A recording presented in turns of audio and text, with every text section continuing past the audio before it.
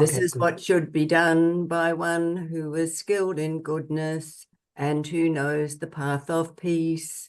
Let them be able and upright, straightforward and gentle in speech, humble and not conceited, contented and easily satisfied, unburdened with duties and frugal in their ways, peaceful and calm and wise and skillful, not proud and demanding in nature.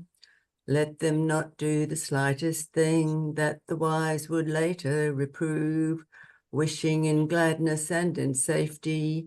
May all beings be happy, whatever living beings there may be, whether they are weak or strong, omitting none, the great or the mighty, medium, short or small, the seen and the unseen, those living near and far away, those born and to be born. May all beings be happy. Let none deceive another or despise any being in any state. Let none through anger or ill will wish harm upon another. Even as a mother protects with her life her child, her only child, so with a boundless heart should one cherish all living beings, radiating kindness over the entire world, spreading upwards to the skies and downwards to the depths, outwards and unbounded, freed from hatred and ill will, whether standing or walking, seated or lying down, free from drowsiness. One should sustain this recollection. This is said to be the sublime abiding, by not holding to fixed views, the pure-hearted one, having clarity of vision, being freed from all sense desires, is not born again into this world.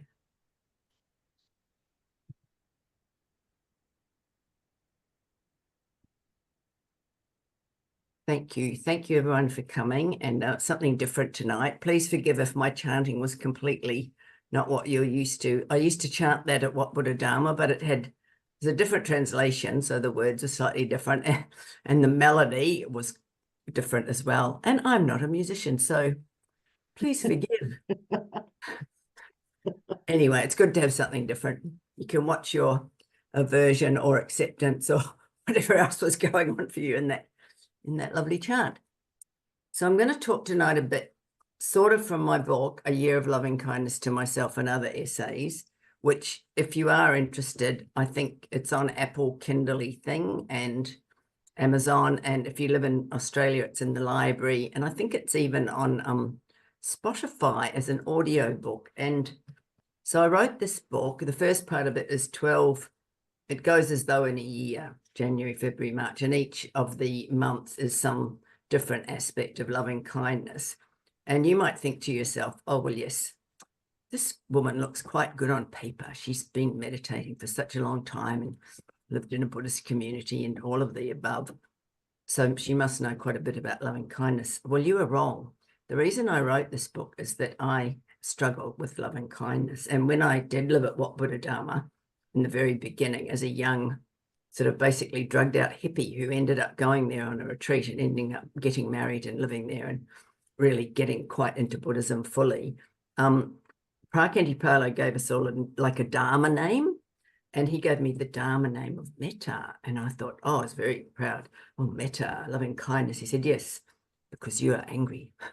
His name was Phra Khantipalo, which means teacher of patience. And his teacher had given him this name because he was impatient, and you have to grow into the name. And so as a good little Buddhist, I would probably seem to many, oh, yes, she is good-natured and kind and has loving vibes, etc. But under that, there was anger and difficult feelings. And not to sort of excuse myself too much, but I came from a very traumatic family childhood. And so this can produce quite a few feelings that are in the less palatable side. And it's commonly known as spiritual bypassing. And I'm sure Christians do it too. When you like just really want to be a good Buddhist and really want to be a good Christian, you want to have all the really nice, gorgeous stuff, the kindness and the equanimity.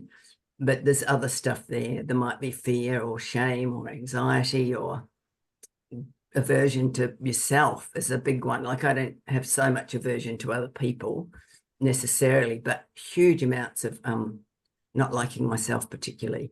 So even though I was in my 60s when I wrote the book, it was sort of a bit of an adventure for me. And I did learn something, but it's a deep, deep, deep practice. And many of you may have done classical loving kindness retreats. Like you can do an amazing one with Ayya Bowman. She has a website, ARIYABAUMAN, and she's sort of one of the goddesses really of teaching loving kindness in the whole world. And you can do amazing retreats. And they're more the classical, where you recite certain phrases. And I am ashamed to tell you, I have done those retreats, and at some level, I have felt I'm only going through the motions. I mean, I have benefited, but I've had to find my own path to what is loving kindness in my own life and to my own self and in my own practice. And practice, now we come to the important part, because again, you might think, oh, 45 years, she must have a good steady practice. Well, again, you are incorrect. I have been on many, many retreats. I have never had very good concentration, maybe for a while on the retreat. I've never sniffed anywhere near a jhana state.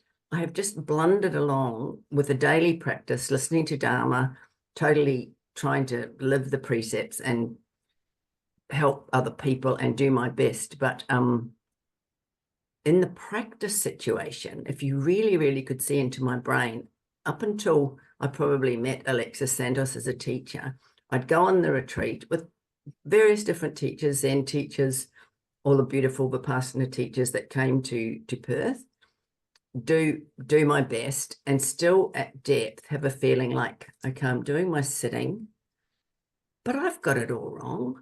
My mind is restless. My body is restless. My main thought is, what am I going to have on my toast for breakfast? And is it over yet? So this is not exactly what one was hoping for, except that if we go even, so a few things I'd love to tell you. One is that the teacher that Alexis was a monk with in Burma, U Tejaniya, Venerable Sayadaw U Tejaniya, he teaches a different sort of practice. So it's not practicing on the object per se. So if your practice is focusing on the breath or sensation in the body or a mantra, or that's not the method he teaches. And of course, he doesn't say don't stay in the body or don't be with your breath, but what he's actually teaching is a 24/7 practice of putting your attention on the awareness. What is the state of mind which is observing, knowing what's going on? And more than that, it doesn't actually matter terrifically what's going on, whether you're having a pleasant feeling or an unpleasant feeling, whether you're having the world's best day or a really difficult day, whether you're coping with really lovely things in your life or whether you're coping with some really challenging things in your life. What's important to know about is, what is my attitude of mind? And there are many other teachers who teach this. Guy Armstrong is one, and Stephen and Kamala are teachers that you may know. And there's also a quite popular woman called Diana Winston, and she calls this practice natural awareness. Anyway, when I went on the Alexis course, this was like, yeah, I can do this, and this will be useful to me. And it's very useful not only in life, because one can become having a lot more loving kindness to oneself and one's difficult feelings or one's flaws or one's whatever that one would maybe hope not to have, but you can also totally apply it in your practice. So as you're sitting, and we had a valuable monk, I'm very sorry, I've forgotten his name, but he was about 3 months ago, and he offered us the practice, which I at first thought, oh, no, I don't want to do that. But he said, practice as you sit, either observing impermanence or observing unsatisfactoriness or observing the matter of not self, no abiding self. And if you feel, he didn't say it like this, but you could either choose one of those for the half-an-hour meditation, or you could choose all of them. And again, this is incredibly helpful, because when you're sitting, you're not going to put your mind, well, say your mind goes to, oh, really, I'm not a good meditator. And then you notice, this is aversion. Or you're sitting there and you go, oh, my mind is really busy at the moment. I don't like that. Again, aversion. Or if you're just noticing my mind is very busy, you go, impermanence. So this is a method that's worked for me. And I am about now to lead a little guided meditation of about 25 minutes. And it's perhaps a little bit different from what you've done, but let's just start with closing your eyes, getting your posture nice and steady, comfortable, relaxed, and alert.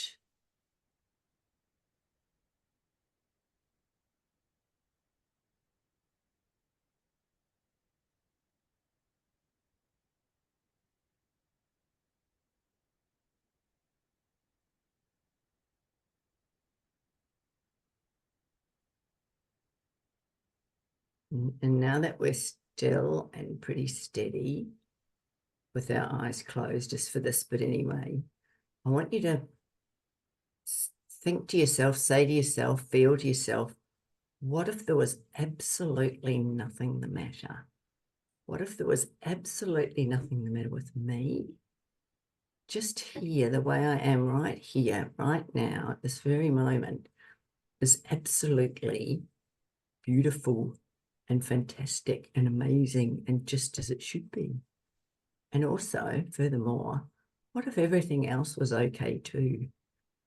Everything right here, right now was just like really, really good and really, really as it should be. And then that feeling, which I hope you're having, that's metta. So we're going to sit for 25 minutes, and I'm hoping that you would like to bring that flavor with you, whether you've had a busy day or a challenging day or a headachy day or a superb day, or whether you got wet. Just come here now to the body, to the room, to the moment, and bring that beautiful feeling of everything okay as it is with you.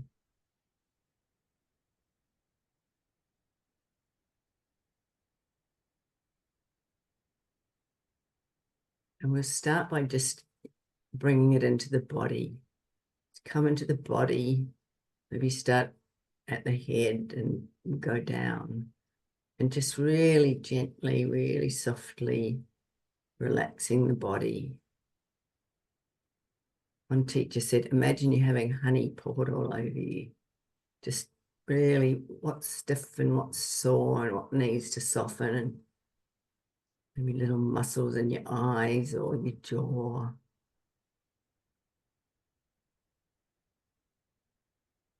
Soften your shoulders.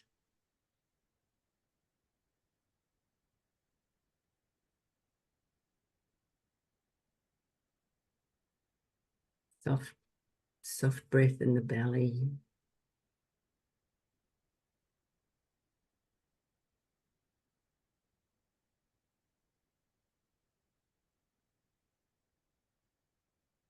Relax the hands, soften the hands.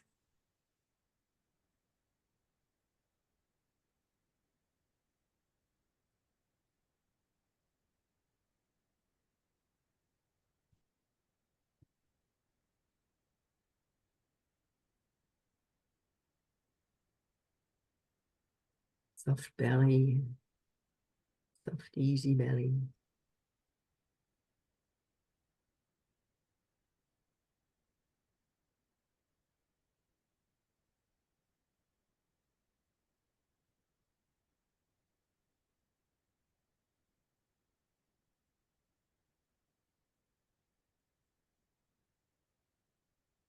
Feet on the floor, and your bottom on the cushion. or the chair, just really feeling the support of the earth, the kind old earth supporting you.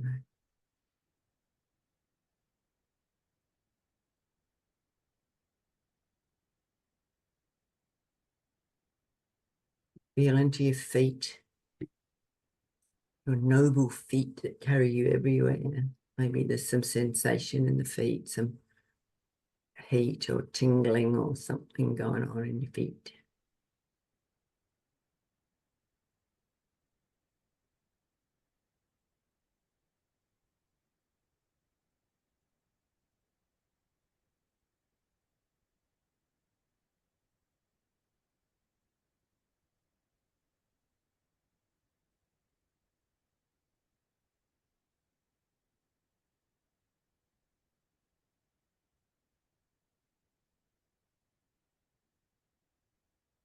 And then for a while, come into the whole of the body as if it's a big solid mountain, just a quiet, still, steady body.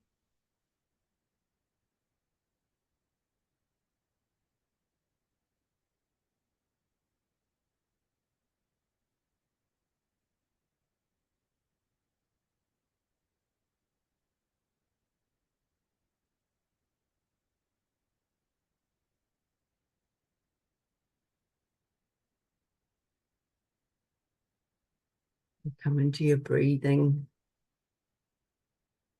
precious breathing that just does itself. You don't need to do a thing.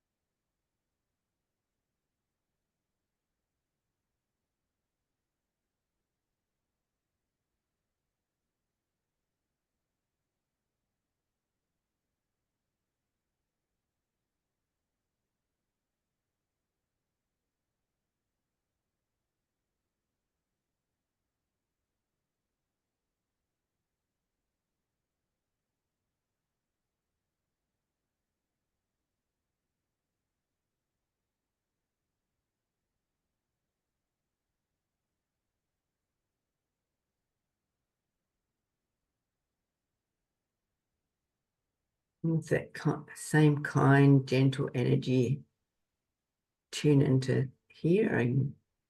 Anything you can hear, might be the clock, might be the cat, might be some traffic or your neighbor. Just gently, kindly letting that be a part of your now. Anything you can hear.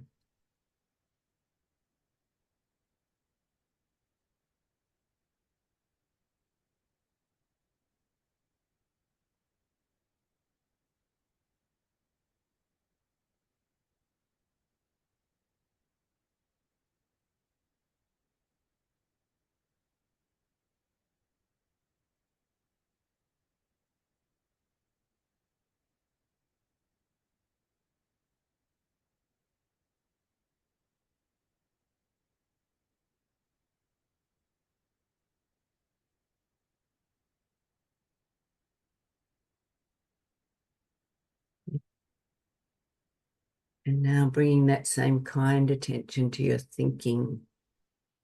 Of course, if you don't have any thinking, then that's fine as well.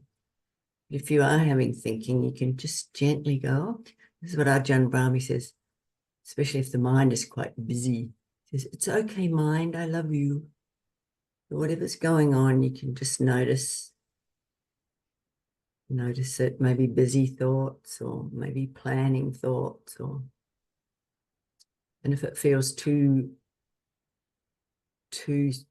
busy, just come back to the big mountain of the body. Just return to the big solid mountain of the body and the breath gently doing its thing.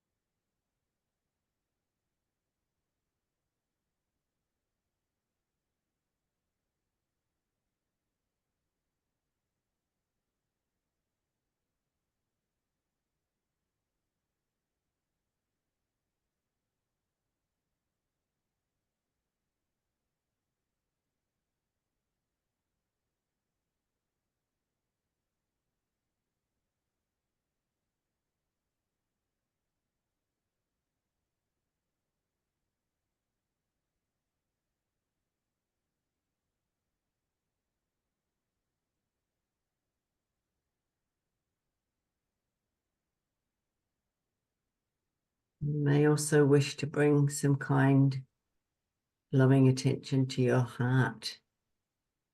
Just what's going on?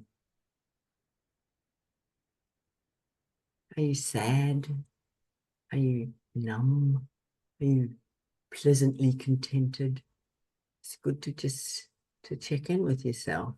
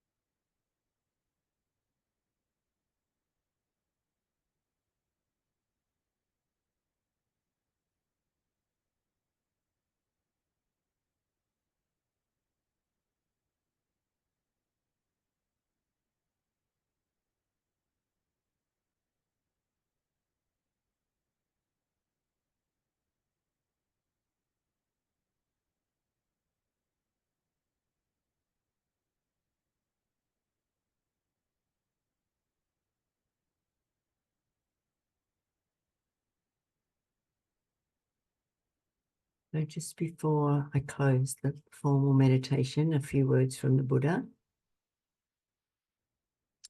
You can search the tenfold universe and not find a single person more worthy of loving kindness than yourself.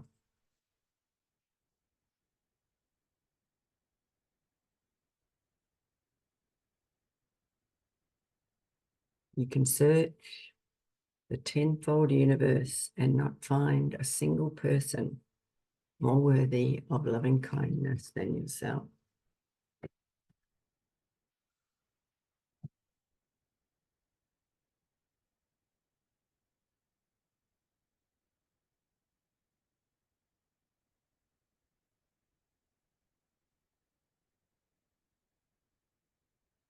And that was a bit of a version of a meditation taught by Ross Bollitter Roshi, which he calls the 5-ring circus of now. And I've always really liked that, to just bring in the 5 senses. And also it seems important to just really feel the flavor of your heart and of how you are, because then you're going to be more able during the 24 hours or how many of the hours of the day you awake to know the attitude of your mind.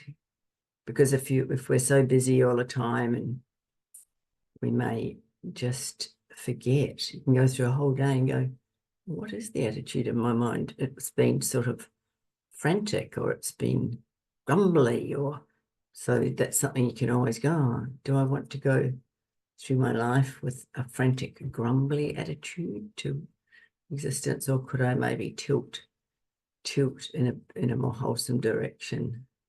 And it's a gift to yourself. So I've just thought of another thing that's a bit random, but that Zen teacher Mary Roshi said. She said, it's about one's practice. You can't get it wrong.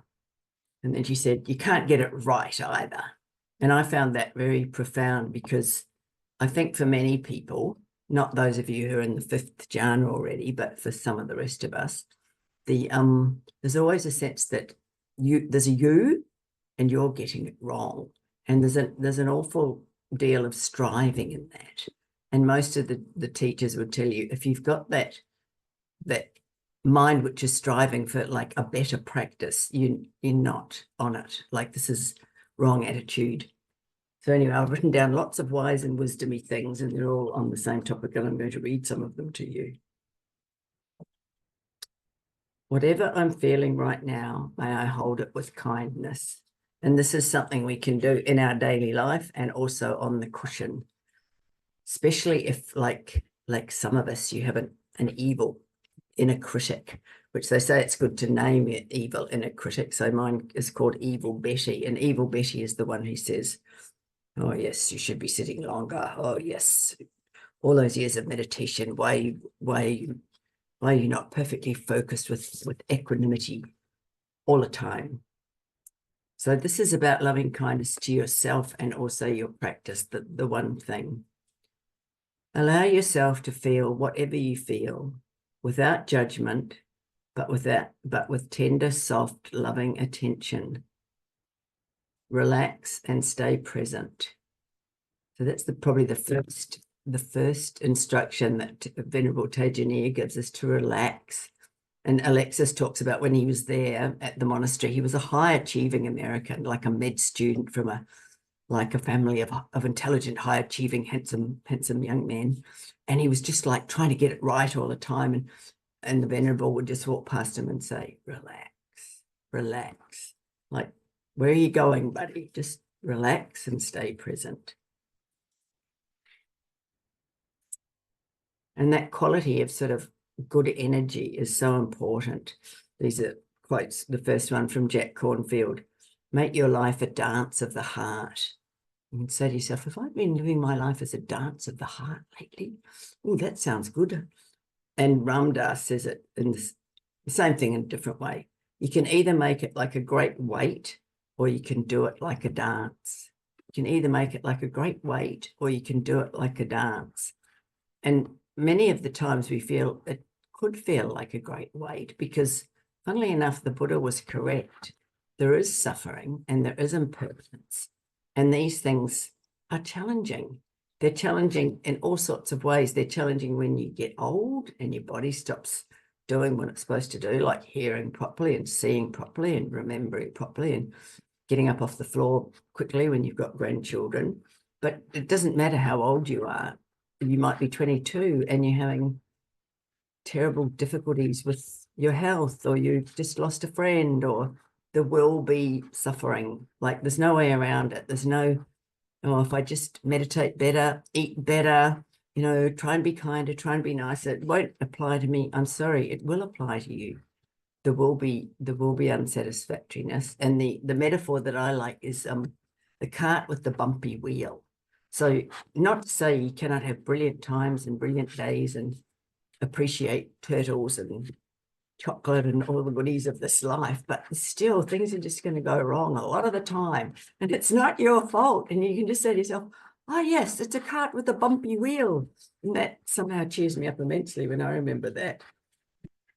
It's not personal. It's not a personal mistake that there are painful feelings and climate change and wars and political crap and whatever else troubles your soul. These things are happening, and we do have to live with them, and we do have to do our best with them to contribute in the best way possible to ease the suffering of the world and our neighbor and ourselves and our friend and our mother and our child and whatever. But you're still not going to get out of it alive.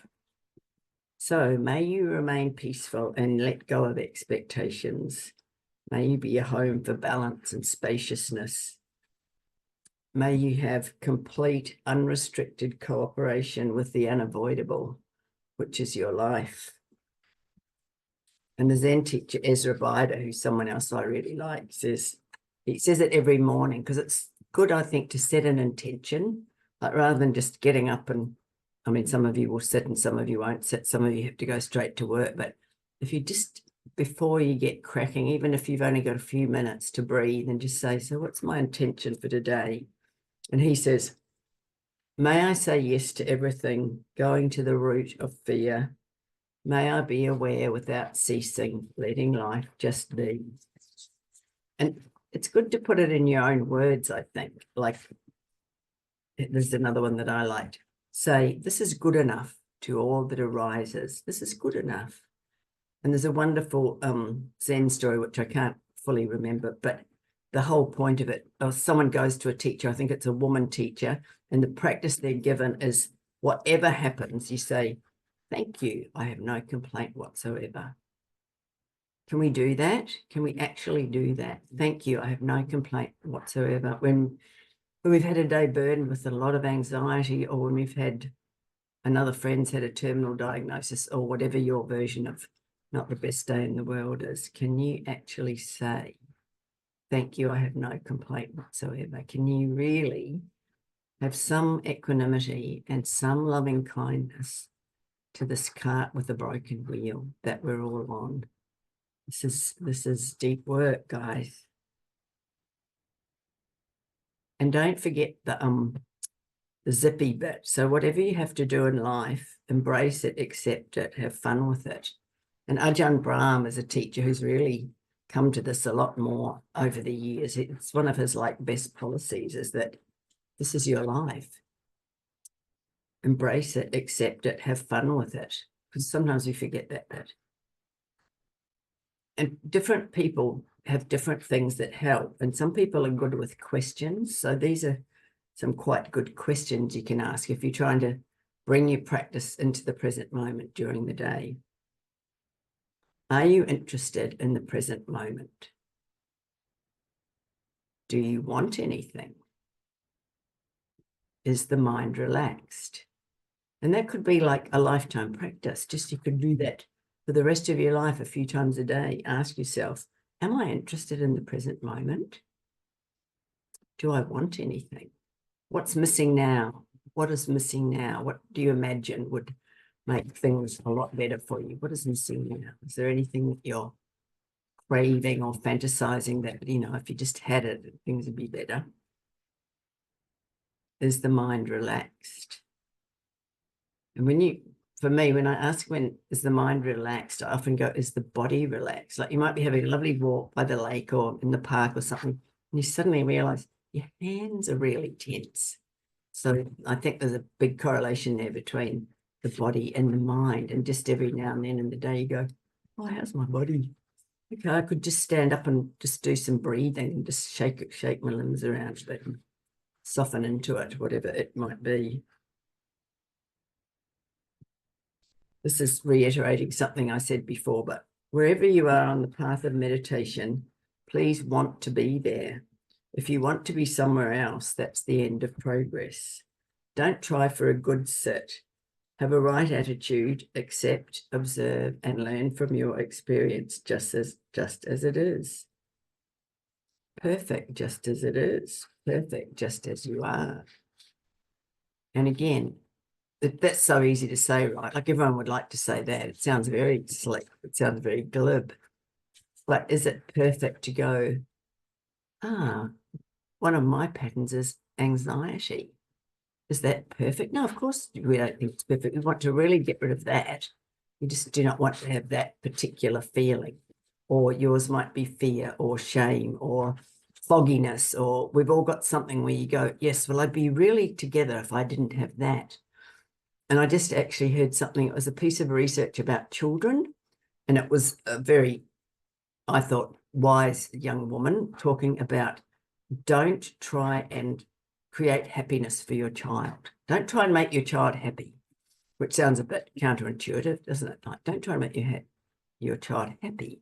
But what she was saying was, if you keep wanting to try and make your child happy, what you're teaching them is that there's only one emotion that's acceptable around here, and this is it. And you have to have it. And we're not okay around here with fear or anxiety or sorrow or confusion. Like, you've got to be happy. And it's usually because you want them to be happy because you don't have your own emotional regulation. Are you okay with these more difficult feelings? So I thought that was really worth contemplating.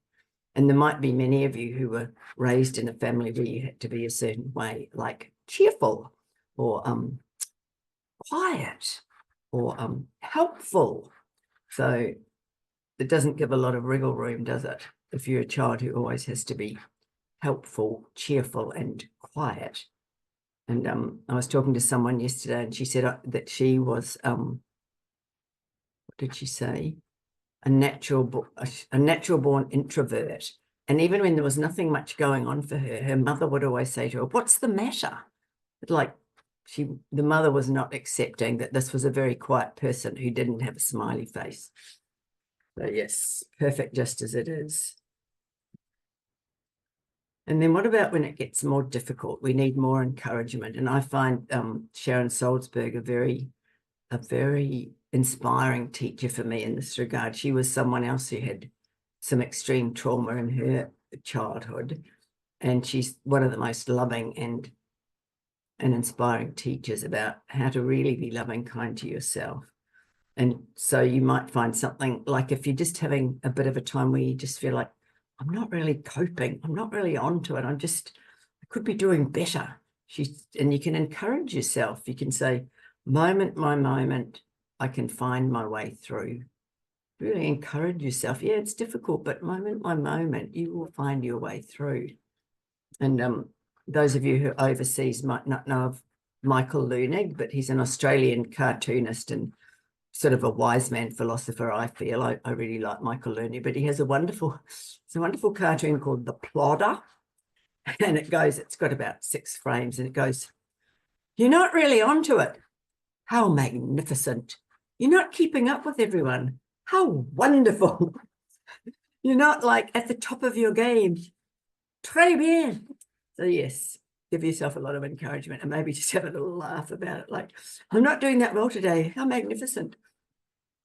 Or Gil Fronsdale has some also wonderful tips and advice. And where you might set an intention in the morning, like you might set an intention in the morning, like, today I will be cheerful and remember to breathe, or whatever you think is going to be of use to you. He says you can just use one word, and you pick a word that's a good word for you, like okay. What's going on here? And it just brings you right back into the moment here. You're all scattered and you're on the bus and you think you've forgotten something, and you just sort of, some people steady themselves with the breath, but that a word can be helpful too. Here I am on the bus. This, yes, ease or steady. That's something they say on Zen retreats, deep in the silence on the fourth day when you're just like in agony because you got up at 4 a.m. and it's cold and you just would kind of like to go home about now, and you might be wriggling on your cushion, and one of the leaders in the dojo just says, steady, steady, and it brings you right back.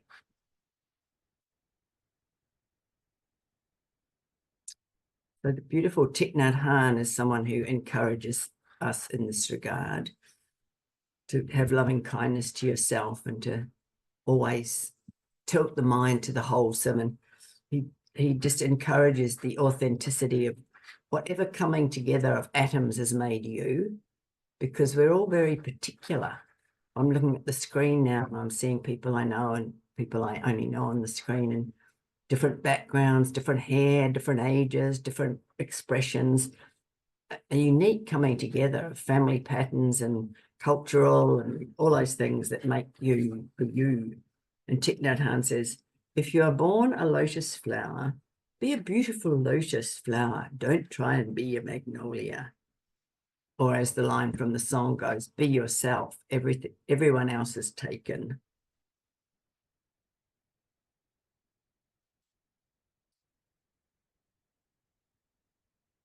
So a few more quotes, and then I might read a little piece from my book. This is again Thich Nhat Hanh. I am aware that happiness depends on my mental attitude and not on external conditions, and that I can live happily in the present moment simply but by remembering that I already have more than enough conditions to be happy. I'm going to read that again.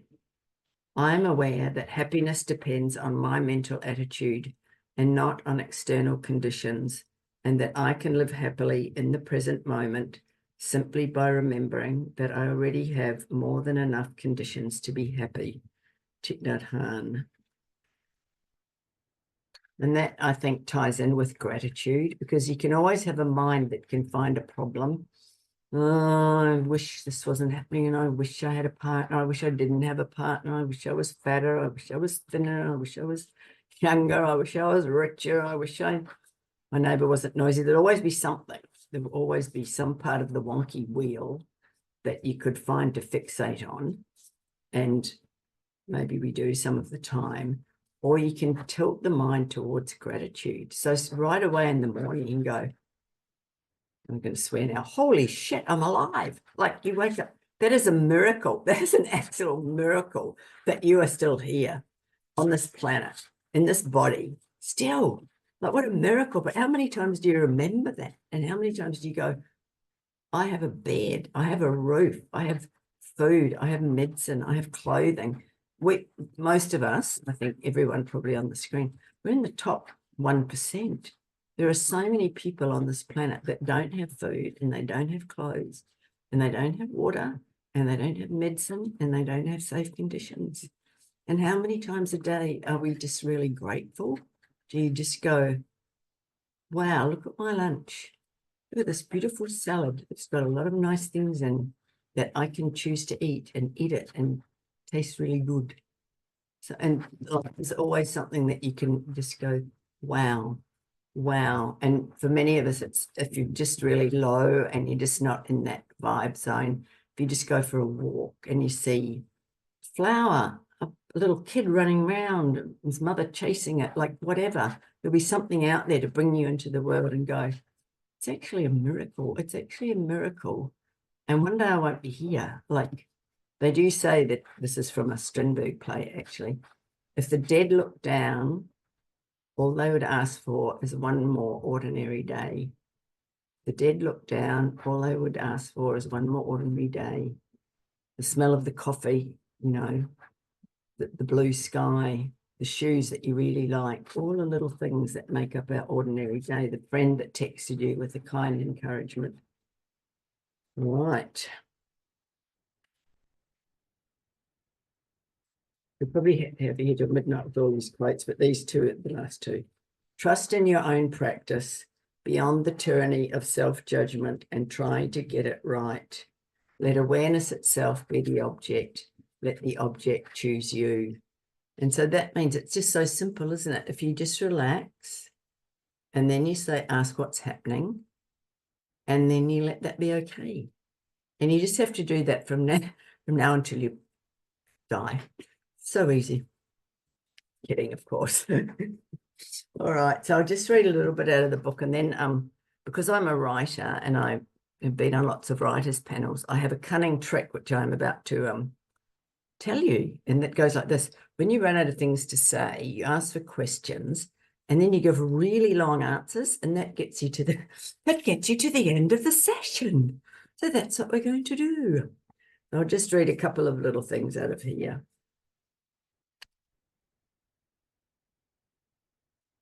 This is from the chapter of April, Working with Difficulty. And the thing at the beginning of the chapter says, I vow to open my arms to all of it.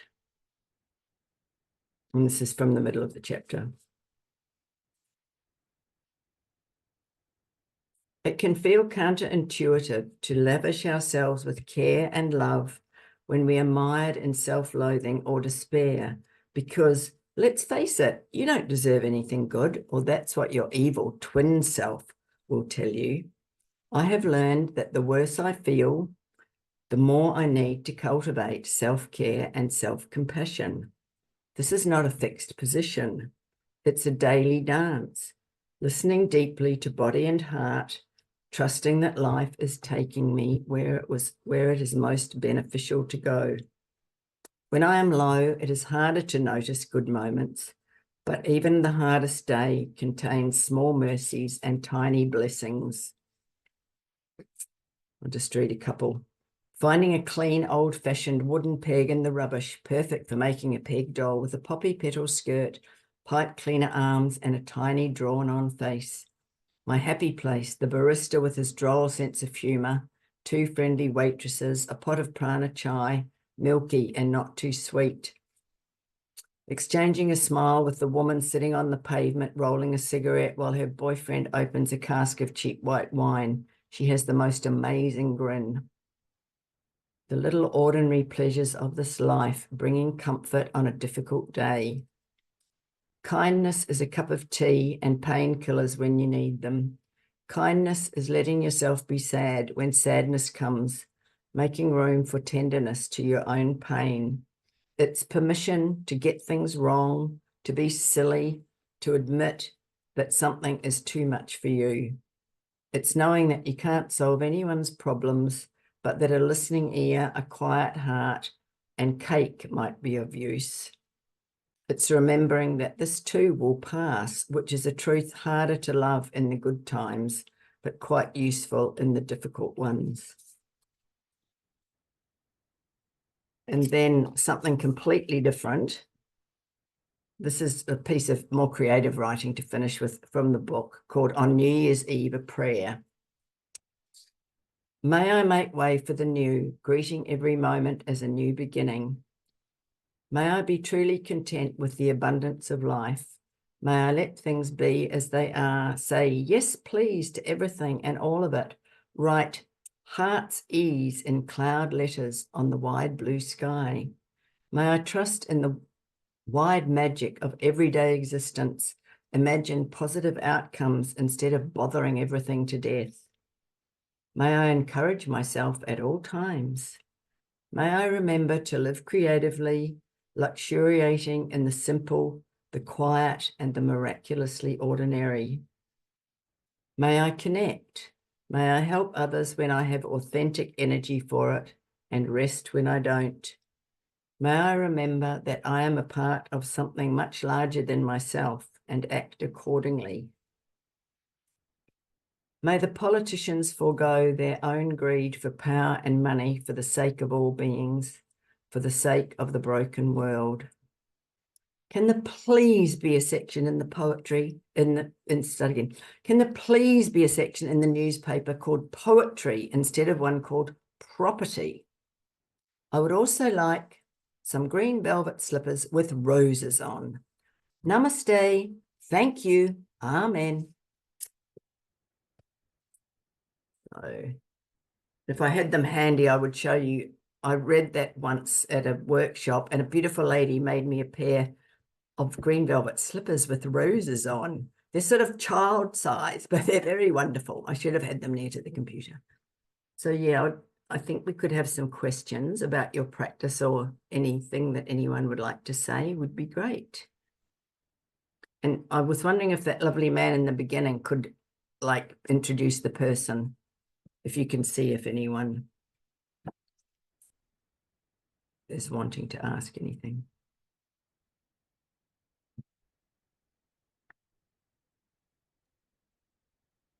Thanks, Pinda. I'll take a look in the chat to see if there are any questions there, Brigid. Okie doke. Otherwise, I have more quotes.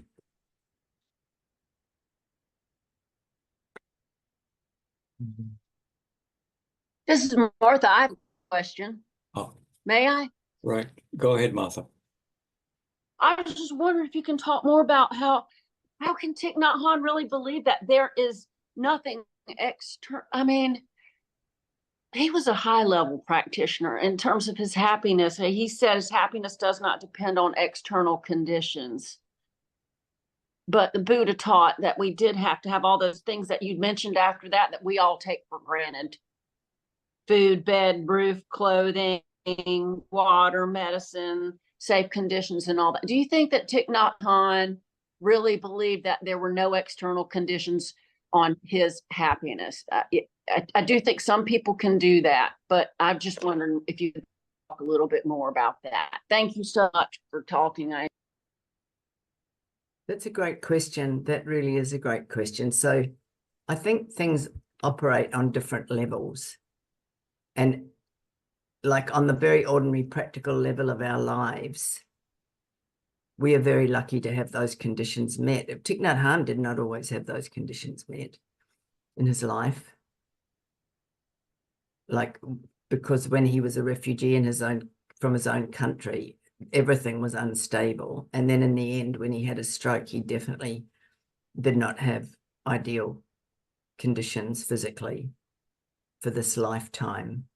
So it can't be a hard and fast. And of course, we would prefer better conditions. But I do really agree that if we can cultivate a steadiness of heart and equanimity and an acceptance of all things, and not be constantly picking and choosing, or work hard to see beyond our great desire and our greatly ingrained habit, perhaps of many lifetimes, of picking and choosing and thinking that a certain thing will bring us happiness, or even thinking that happiness is the goal. Like, this is a deep practice for each one of us to explore, I think. Like, to be grateful for the good conditions that we have. And also, like, this is just maybe a bit of a bringing down the tone a bit, but with craving, we can all examine that in our own life. And how many times have you thought, if I only had this, I'd be happy. If I only had this, I'd be happy.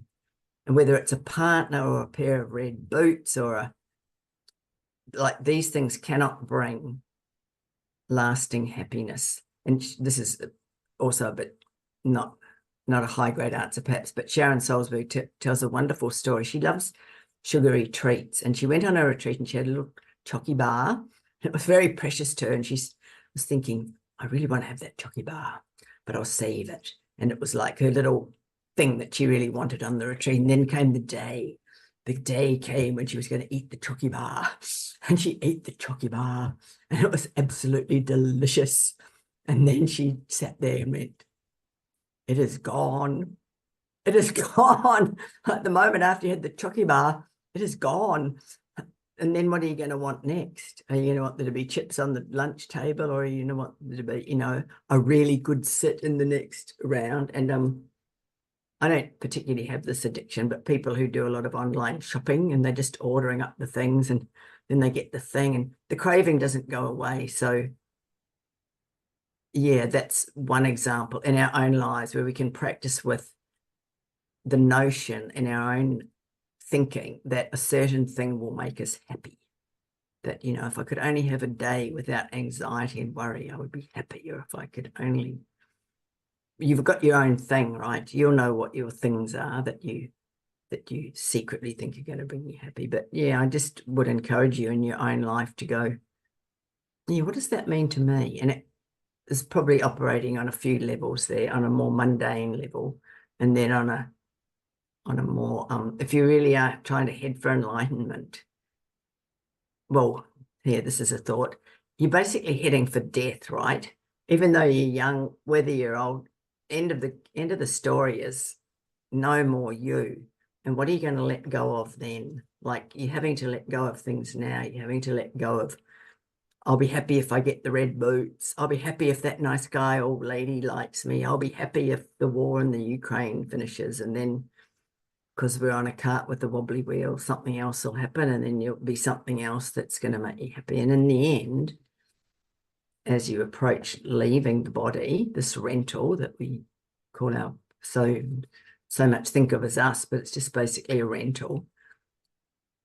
What are you prepared to let go of? And you're going to have to let go of everything, every single thing, every idea, every relationship, every possession, everything in the whole wide world. And to have the equanimity then will be valuable. Like, we could practice now letting go of all these conditions that we think, if only I had that one, it would make me happy. Or do you want to spend the rest of your time till now, till you do get buried, being happy anyway, having equanimity anyway, despite everything, despite your own neurosis and despite the state of the world and despite everything that troubles you? Could there be a happiness generated within you, which I've always felt Thich Nhat Hanh did have that. He seemed to embody that. I haven't been to Plum Village, but I have friends who've been there, and it seems like, yeah, this guy had it going on. This guy was walking the talk of all the lovely, dainty sayings that he offered us. He's actually, that was his practice, to have that much equanimity and that much loving kindness despite the sorrows of what had happened to his country and etc.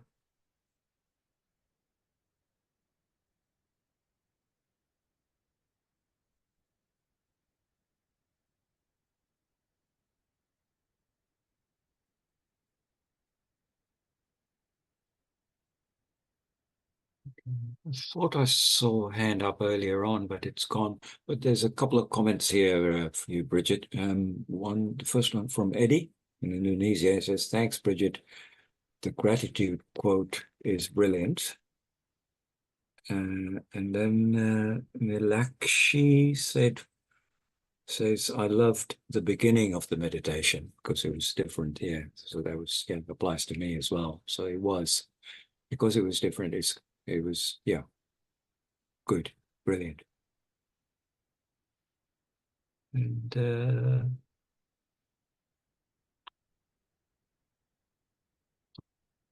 oh, Gita has her hand up. So Gita has a question.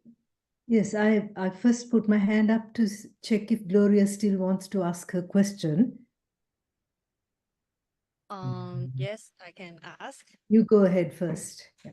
Okay. My question is, I also went through quite a lot of like chaotic childhood and violence and parentification and stuff like that. And then as a result of that, I do like practicing and like how to say it, and I do meditation every day and stuff like that. But I think one of the primary feeling for me is like exhaustion. Like it's like I'm tired for every single day, and then I go to work and then I come home and then I basically feel like it's constantly like, I think it's constantly like, if all my energy is 100 and then I feel like I'm constantly using 80 or 90% of it. I really want to like take a rest or stuff like that, but even if I take rest, I just feel like it's not enough. it's like constantly, I feel like I constantly overwork myself. I think it's better for me to like have a long break or like a few years or stuff like that, but I don't think I have that resources to do that. And then I just want to ask your advice on this, like how is there any way to make yourself less tired, or you just embrace your exhaustion? Thanks. Thank you. Yeah, I heard you last week too, and I heard that you were dealing with a difficult situation with your mum. And so my heart goes out to you if you're working and also tired, and also you have some real big, important life challenges. That's really tough. And I don't have a solution, but if there are things you can arrange differently, like if you could take a break from your work and just have a week of Gloria time and, living quietly, or even if it's nothing fancy, but just resting more and going to a cafe or going for a walk in the park, doing some gentle things. And if that can't be happening, then somehow to build it into the day, like 10 minutes after work before you go home, sitting in a park, just breathing and, having a little chanting session with yourself, or it's going to have to be a creative challenge isn't the right word, but like a creative question for you. How can I build more ease and more calm and more peace into my life? And also those difficult feelings that come from the difficult childhood, they need a lot of love as well. I think one would hope that, oh yes, I'm over that, I've had therapy, I'll do meditation, that's all gone. But no, probably it isn't.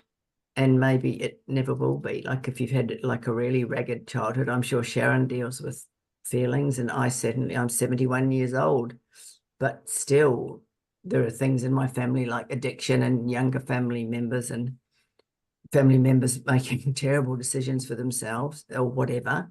And so we will have painful feelings. This is part of the broken wheel of life. If this early childhood was not an easy one, there will be strong feelings perhaps, and they will need a lot of love and a lot of care, and just to keep reassuring yourself that you're precious and you're doing a good job being alive, and you're doing the best you can with your mum, and I'm sure you're doing your best you can at your job. And just make it your, like, what is my mission? My mission is to look after Gloria in the best way I can and make her feel loved and wanted and safe.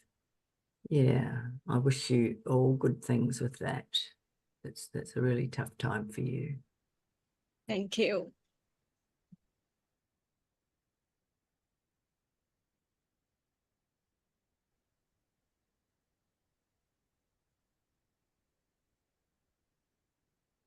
Just before we have another question, there's another, because someone said they like that little loving kindness meditation that starts with really going, there's nothing the matter with me. And that's a sweet one. But there's another one that I learned on a retreat, and it might be good for Gloria, it might be good for others of you, because the phrases that Ayya teaches, to say those phrases, they're good and wonderful phrases, and they work better for some people than other people, but they can also go a bit stale. And, if you're just saying them like rote, it's not a wrong thing to say them rote, but sometimes you need to reword them, or sometimes you need to try something different. And one that I found was really helpful to me was it's sort of a visualization, at which I am hopeless. I've tried to do Tibetan visualizations where you visualize like a red sesame seed going up your spine and a blue one coming down. I can't do those visualizations, but this one is easier. You see yourself in the middle of a circle, and you're about to build a mandala, and it's a mandala of people, and you just start to build it up with all the people that would stand in a mandala of care for you. And it might be your parents, even though they're dead, and your dog and your friend and your other friend and all your Buddhist teachers, and you're nice, and you just build it up as a visual image of you in the middle with people who care for you all around. And even if you don't know the people, it could be Tara, the goddess of compassion, and the Buddha could be there, and Jesus could be there, and Mother Mary could be there. And you just, this is a beautiful way of just surrounding yourself with love and care, which you so richly deserve. So yeah, if you feel broken, or if you feel very stale, or if you feel like, yes, I understand that loving concept is a good concept, but I find it difficult, then looking for more creative sort of ways to bring it is good. Gita, did you have a question? Yes. First, just to say thank you for when you started off with saying how you've been doing this for so many years, and you'd go to retreats and your mind's all over the place and there's no loving kindness. I thought, fantastic, there's another person like that. Because everybody else seems to be sitting quietly, hovering around jhana, and you're sitting there trying not to tear your hair out because your mind's just, so it's good to hear of that, and having to sit with that and for 40 years or whatever. So yeah, I found that very useful to hear that frustration, because I've been there so much. And related to that, I guess now I find that, yes, the moments of gratitude are lovely to experience, and suddenly you realize, I've got a warm bed, I've got a safe, non-leaky roof, I'm warm and safe here, wow. And you get out of bed. So that gratitude, I appreciate how much it can lift the heart. But I also find that when there's all these sort of depressive, anxious, angry, especially angry feelings, suddenly when I catch myself, this is anger, my word, this is anger. And just then being able to have that space to look at it and see, whoa, this is what's happening. And it's churning you up. And just being that aware, suddenly that challenge or that experience I find is very, it's really a moment of growth. Yes. If I can put it that way. And, you just suddenly realize, man, I'm right bang in the middle of the first noble truth. Whoa, this is what's happening. And you sit like this for a while, and then you can see, this is how it is. And that those moments I do appreciate for my own growth. I don't like them, but I appreciate it. No, absolutely. And I think that's why the word spiritual bypassing is so important to think about, because for so many years, those of us probably trying to be a good Buddhist and a good meditator, and just like ignoring that really, or only giving, or just feeling like, I'm angry, that's not good, but it is a practice area, and that Tejaniya says this very clearly. You're not like, I think Ajahn Chah originally said it, you will learn more from this, from the good moments, maybe not so much learning, but from really facing what called loosely the defilements or the kilesas or the more difficult, to really face it. Like, what is anger? And it's not me, it's not Brigid is a bad person, should not have this. It doesn't belong to me. It's a universal characteristic, but like you can really use it. That is our practice. How is it in the body? What caused it? What thoughts are accompanying this? And then there's a version, put in the second hour, I've got the anger. Now I'm going to be like hating myself for having that. And I'm trying to pretend I don't have that. And so, yeah, it is the most fertile territory, all the unacknowledged. And, this is taking it out of Buddhism, but that's what Jung was talking about. All the material we don't want to look at, that is our shadow. And it's still there. It'll be there. And it will often, like emerge in ways that we do not like at all. Yes. And also you can then moderate your behavior. Like if you really are honest about, oh, this is anger, and this is just a very simple example. But when something goes wrong with someone and you're playing it over and over in your head, like they call it playing it over and over so you come out on top, like, oh, they did this and they did that. No, I'm pretty good. No, they shouldn't have said that. And, self-pity and da-da-da. And then you go, oh, there's just a very simple thing. Do not in any way, shape or form get back to that person until you're in a better space, until you've calmed yourself down and you go, if I'm going to communicate with that person, I'm going to do it from love or not at all. And so we're taking responsibility from how we act in the world, and it will have an effect, for yourself. If you send off the dodgy email and you shouldn't have, you'll hear all about I never do that, but if one should ever have done that, just got to really take responsibility for facing the material that doesn't want to be faced. And some are easier, like to go, yes, okay, I acknowledge I've got anger, I can work with that, but then maybe it's shame, or maybe it's fear, or maybe it's lust. I don't know what yours is, but maybe it's just a nice sticky mixture of all of them. And then that's where I was going to say journaling is good. And I'm a writer by trade and I use a journal, and some of you may be artists or just people who like to have a journal, but there's something different about writing it down, like say with gratitude, than just going, oh yeah, I'm grateful, here's a few things I'm grateful for. That's okay, good to do, but writing it down is good. And you can do journaling too about these emotions. This is a funny thing, but I have a friend who's long-time Buddhist, and he's also a clinical psychologist, and he told me months ago, last year sometime, that he'd started journaling after his practice. So you sit every day, you sit every morning or whenever, and then you write it down. What happened? You make some notes about what happened in your meditation. And I thought, what a ridiculous idea. I am not doing this. I thought that many times, every time he told me that he was doing this, and it was really good.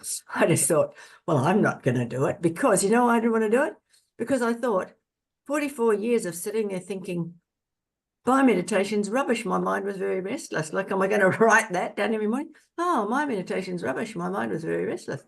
Now I don't want to write that down. Then I thought in January, oh, what if I did it? What if I started doing it? Well, I've been doing it since January. Very valuable practice because there's a lot more to be seen, and there's a lot to be seen. I mean, if I just, it's a thing apparently. Like there's I've forgotten the name. It might be a person who's written a book called Jason Siff, but it's like a method. This is he's a proper meditation teacher, and this is a thing that you do. You do that, okay, and it's amazing what you see. And I don't sit there meditating going, oh, what am I going to write down? But when I've finished, I get out my little notebook and I make a few little notes, and I see whatever it is. And it's not only restlessness, that there might be moments of steadiness, or there might be aversion, or there might be there's all sorts of things. And then there's I have resilience. I'm, like you see, this is positive. I have perseverance, and I have what Gita said, I'm actually working with some of these. What is it to sit there feeling angry?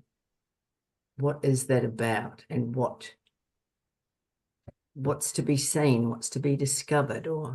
So yeah, this is just another way that you can work with things. And people, whatever works for you is good. But the Zen teacher Mary Ridwin Roshi said another good thing to me. She said, because your meditation at times will get stale. You'll have been doing something forever and you go, yeah, but I'm just sort of treading water here. I'm grudging, like I'm doing it because I'm a loyal person, but I'm kind of grudging. And she said, you're a big girl now, so you own your own practice. And what are you going to do? Like if it's really stale, if you're writing down every morning, I didn't want to sit and I hate it, and you wrote that down enough times, then you go, okay, so now what? Maybe I need to do walking meditation every morning, or maybe I need to take a break, or maybe I need to try something different, or maybe I need to, whatever. So yeah, it's a rich, fertile place to go, this is my life and this is my practice. And we all know this, but I'll just remind you, this is the most amazing time to be alive in terms of how many Dharma teachers you personally, in the comfort of your own lounge room, could listen to, like millions. So there's no real excuse for going, oh, well, I live in Waikamuka or something. That's what we say in New Zealand, where someone lives a long way away. Oh, she lives in Waikamuka. You can just turn on your computer and there you are with Jack or Joseph or an amazing Zen teacher, or, you know, Vinnie Ferraro in New York, who used to be a gangster and is now one of the funniest Dharma teachers in the whole wide world. And you can come home, this might be good for Glory, you come home after a long, hard day, you can lie in your bed, have a nice shower or bath or something, put in your jammies, lie down, relax into the body, and do one of Tara Brach's little meditations there, and they're really good for bringing you into the body in the moment. It's basically a guided relaxation meditation. And so, yeah, and this is another way where you can really feed your own practice and feed your own heart, where you go, like, if you're listening to talks that are all the basic Buddhist information that you already know, you go, well, I don't need to do that right now. And tonight it will not lift my spirits to do that. And you might find, oh, sacrilege, it's actually going to lift your spirits more to watch something silly on TV, like a really good movie that you really want to watch, that makes you feel glad to be alive because it's creative and you get to hang out in Cyprus or something. You know, like there are ways and ways to practice. And I just remember that there's a Zen teacher called Joko Beck, and she calls that the sort of practice where you really face the fact that life is very, very unsatisfactory and you're going to die, and that there's a lot of unsatisfactoriness. She calls that the icy couch, and like you got to lie on the icy couch. It's a terrible metaphor, but I can remember Ross Bollitter, my Zen teacher, saying to me, don't lie on the icy couch for too long. Like, go away and do something. If you have a little itsy-bitsy depressive tendency and you're feeling kind of awful and low and drained and weary and not very inspired and not very happy, what would cheer you up? And then it might be hot chocolate, or it might be ringing a good friend and having a laugh, or it might be, yes, going to the movies. So, yeah, there are many ways to practice, and knowing what's needed for you. You're in charge there. What is needed for me? Do you need to sit more, or do you need to sit less, or do you need to connect with people more, or are you just spacing out on people and you need to take time, you know, to have the home monastery and just have some quieter time and do some creative things?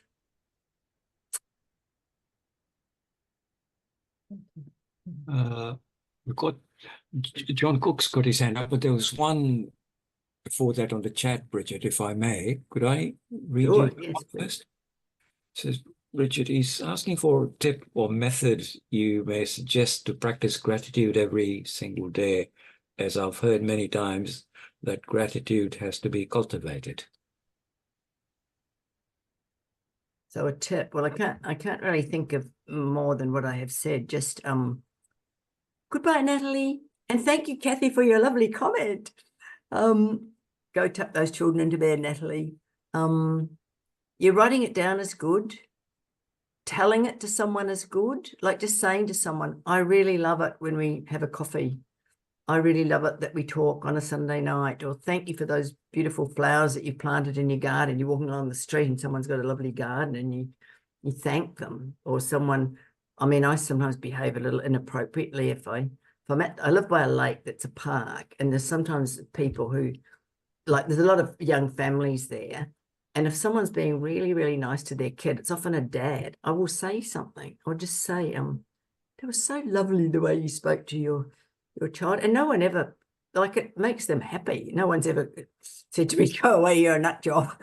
Like, just to give someone some kindness and praise, you know, or some of the people who live where I live, they're quite old and decrepit, but just take the time to talk to them and ask them where they got their shawl or something. There's always ways of just showing people that you're grateful. Or, yeah, I mean, I use a gratitude journal, and because I just find that's really good, and I write down everything, you know, a mango, my friend Kathy, you know, my teapot, spring out, just to write it down, that's the best way I know for myself.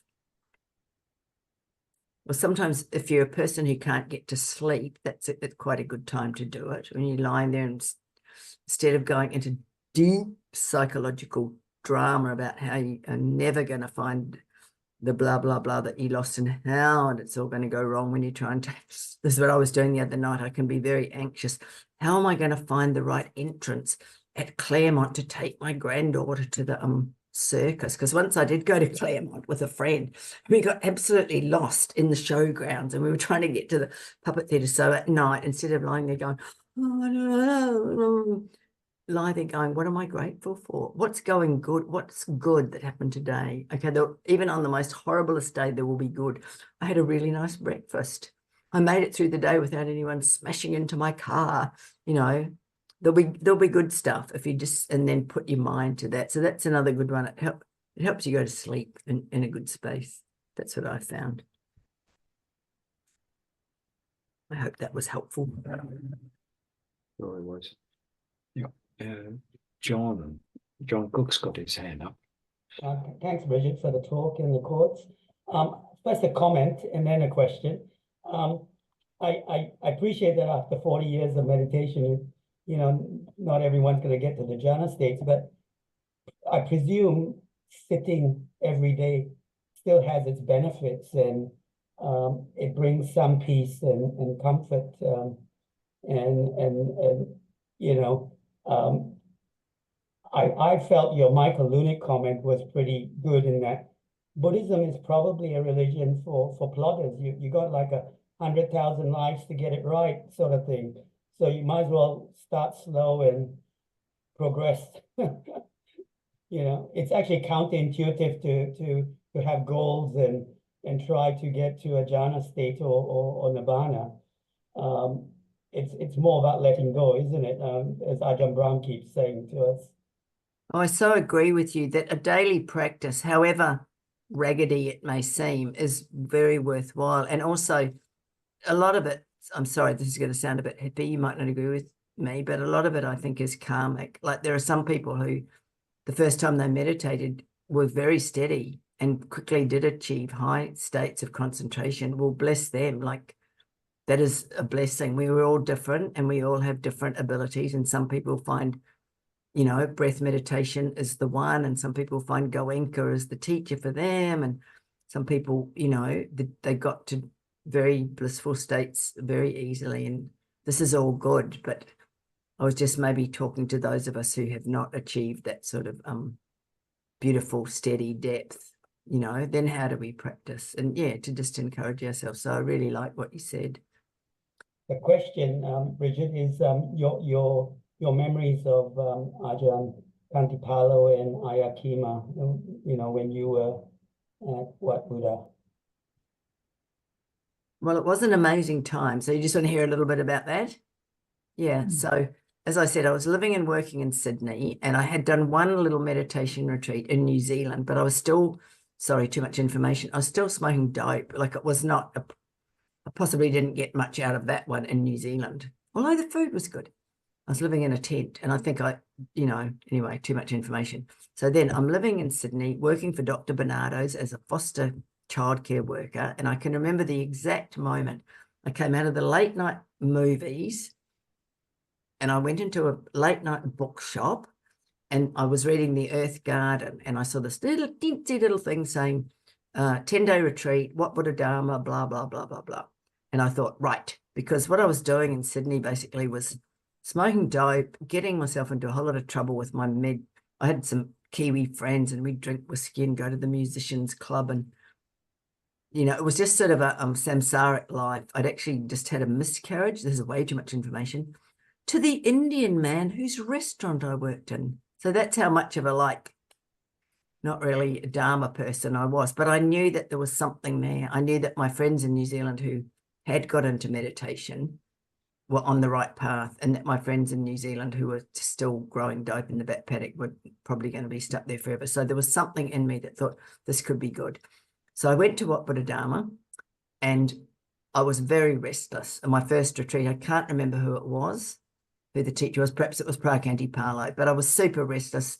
And I remember, this is hilarious. I went up to a guy in the car park and I said to him, I don't really want to stay. Can you give me a ride back to Sydney? And he said, I came in on my bicycle. So no, he could not give me a ride back to Sydney. It was also miles. Wat Buddha Dharma, for those of you who don't know, it's a tiny, well, not that tiny, but it's a property right in the middle of the Darug National Park. So there's the Darug National Park and the small piece of private land. And so to get you cross the Hawkesbury River, you go in a locked gate with a key code, and then you go up this really steep path into the up through rocks, and there's this property. So it's very isolated. And so I hung out the retreat. I finished the retreat, and then I went back to Sydney to my life. And well, I'm not sure where to go with the story quite, but a gorgeous man came courting me and asked me to marry him. He lived at Wat Buddha Dharma, and basically he thought that he might want to be a monk, but then he decided he didn't want to be a monk. And Ayya Khema had said to him, well, if you don't want to be a monk, you might as well get married. What about Brigid? She must have thought I was going to be useful in the office. This is a true story, guys.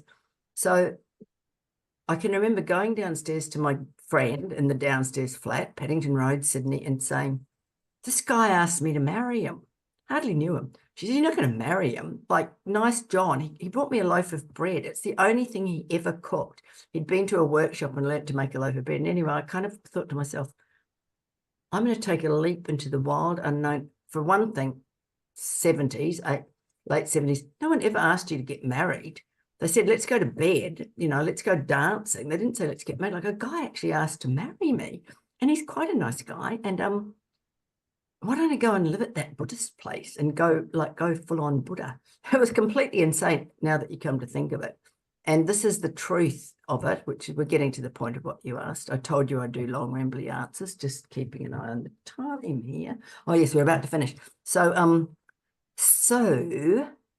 I went and lived at Wat Buddha Dharma and got married to John. I hardly knew him. When we rang his parents to say that we were getting married, they said, what? They didn't even know he had a girlfriend. I said, what's her name? Brigid. What's her second name? He turned to me and said, what's your second name? And we got married and had a son called Sam Bodhi. We lived there for 9 years. Phra Khantipalo was amazing. I learned all the basics of the Dharma there. He'd been a forest monk in Thailand. I learned the chants. I learned, the noble truths and the tenfold this and the da-di that. And we meditated every day. We worked really hard. We ran retreats. Ayya Khema, when I first met her, was called Ilse Lederman, and she became a nun, and she was wonderful, bossy, straightforward, and quite delightful. And we built her a kuti up on a rock. She had a kuti that was sort of built on a rock. And Phra Khantipalo, as you may know, he'd been a botanist at Kew Gardens, and he'd love to take you for a walk and show you tiny little orchids and things. And then at a certain point, when our son was about 5, we left. Wat Buddha Dharma's still there. By that stage, Phra Khantipalo had disrobed and was no longer a monk, and Ayya Khema had gone basically to Sri Lanka. So yeah, that was there's much more I could tell you about Wat Buddha Dharma, but it was a great life. There was a lay community. Yeah, and we worked really hard. We had no electricity.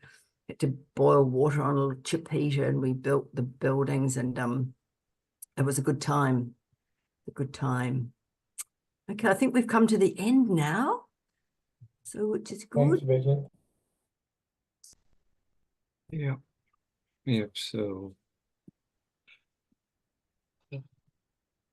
So sometimes he asks for a blessing. So shall I do a tiny blessing to see us out? That'd be good. Thank you. Okay. Well, I thought rather than a blessing, I'd do sharing of the merits. So I'll do sharing of the merits. May the merits made by us now or at some other time be shared amongst all beings here, infinite, invisible, by rejoicing in this cause, this gift of merits given by us. May beings all forever live a happy life, be free from hate, and may they find the path secure, and their good wishes all succeed. So yeah, love and blessings and loving kindness to you all. Thank you.